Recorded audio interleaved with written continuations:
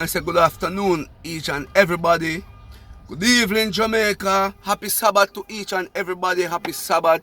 Don't know it's a Sabbath day, guys. Always remember to pray.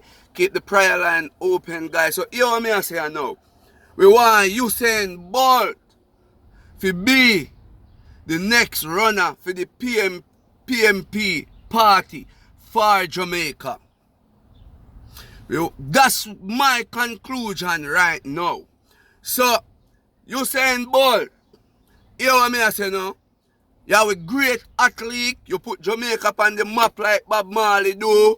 So, hear what I say now? You, born native Jamaican, we want you to go and represent for the next Prime Minister of Jamaica, Usain Bolt. You, bro, you can do it. Remember I told you, share this one. That's a young man, guy, that I think we can push forward to be the next Prime Minister. No, guys, out of here.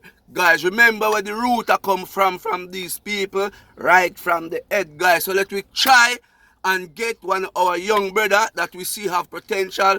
Remember, guys, Usain Bolt have business mind, and business thing will run the country. Share that one, I beg you, because I never beg you to share this one, but share this one. I'm out.